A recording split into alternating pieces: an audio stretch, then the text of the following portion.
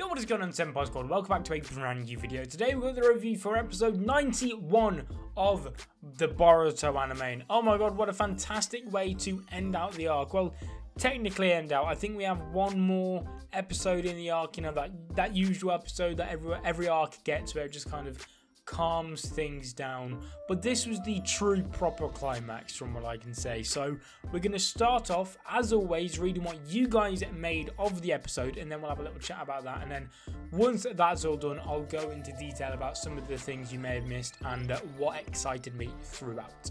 So then straight away we can see out of 138 of you, 67% of you all voted that this was amazing, and I believe this is the highest rated episode of the Mitsuki arc that you guys gave on my community tab, except from episode 87, which I believe was the fight against the red-haired dude, which I do agree with that.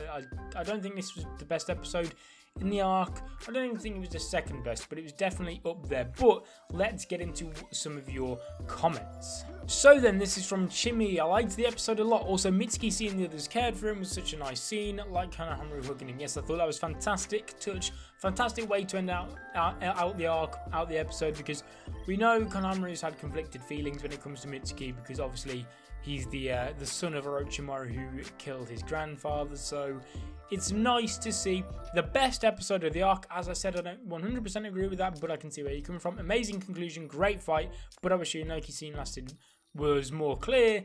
We didn't know if he died or fainted. Yes, I'm going to touch on the Inoki scene a little bit later on, because I do see where you're coming from there. I hate how Inoki died. Everyone forgot about him. Blah, blah. All this, again, I'm going to talk about in the later parts of this video. I loved the team attack, so did I. Team 7 versus Q. Although it was very short, it looked fantastic. I loved the vibrant colours, the art style, the animation, all of it was fantastic. The music and everything, the voice acting. Q's voice actor did a great job during this episode, in my opinion.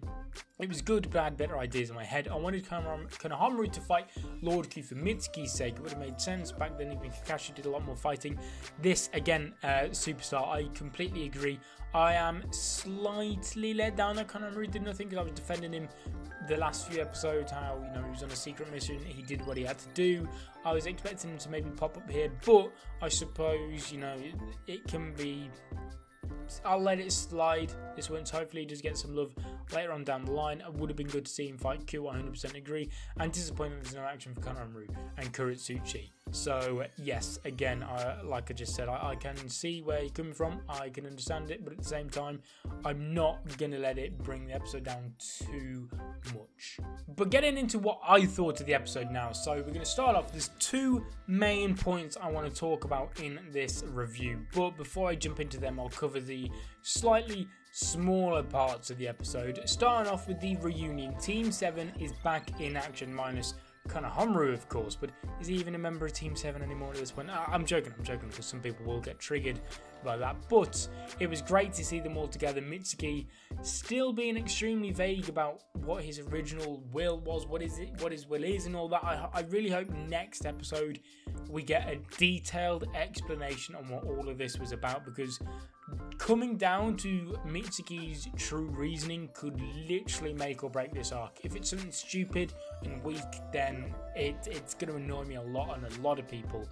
But if it's something reasonable and very good and very detailed, then it will just top off what I believe to have been a very good arc. But one of the things I do want to talk about is Sarada and her two Tomei, because a lot of people, including myself, when they first watched the episode, was convinced they saw, heard everything, that the second Tomei activated in one of Sarada's eyes, and we all got so excited because we've been waiting for so long, and people have been speculating that will happen in this arc, and there's times where they think they should have happened and all this, and I was very excited that she did get the second Tomei. However, I hate to be that guy, to be a downer on the parade, but she did not get her second Tomei. If you actually look at her Sharingan and pause it in scenes after she awakens it, you can clearly see that there's no second Tomei there, unfortunately.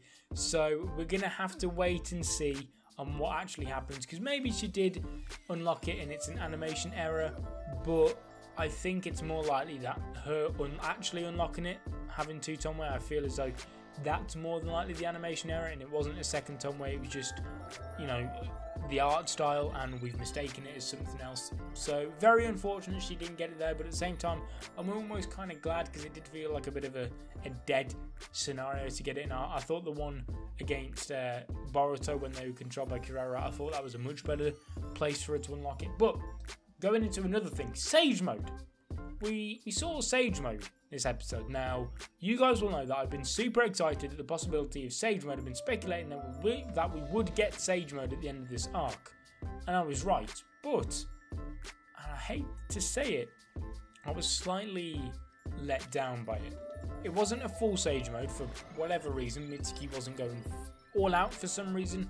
Or maybe Urashiki had something to do with it. However, if that is the case, and maybe it's a way they could explain it, at the same time I don't quite see how, because I feel as though we've had instances like this before and it shouldn't really stop him from going full out. You know, he didn't have the things around the eyes, he didn't have the snakes, he didn't have the horn, which was a dead giveaway. It was a very bland Sage Mode, not like we've come to expect from Mitsuki, and in my opinion it didn't look quite as good. I know a lot of people actually preferred him looking like that, but the way he looks a bit more like when it was teased that he fought Shino in the Genin graduation exam. It was much more similar to that, where he's not gone 100% out, it seems. But if that is the same type of mode, and even if it's not, I still want to talk about it because it doesn't make sense to me how Mitsuki got absolutely embarrassed by Ku.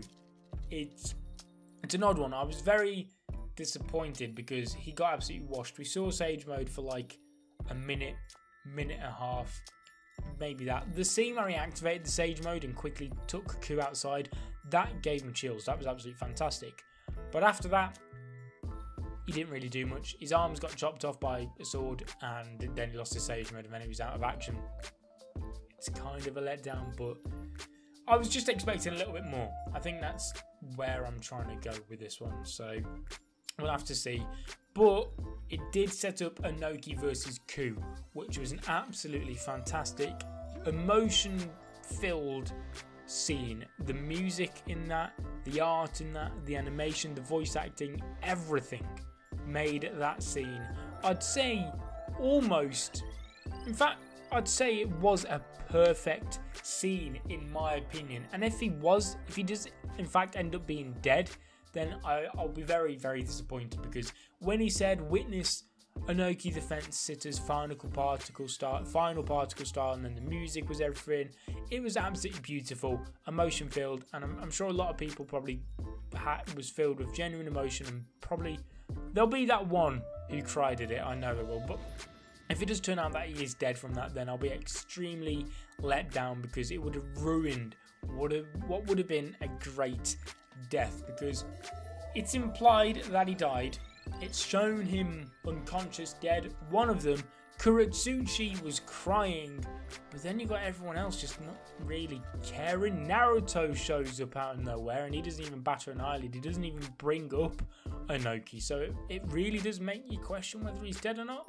And in my opinion, that was probably the biggest problem with the arc, the fact that they just completely and horribly just skipped out on all of that. And is he dead? Is he just fainted? Like, what's gone on? It's not even a good cliffhanger. It wasn't even a cliffhanger.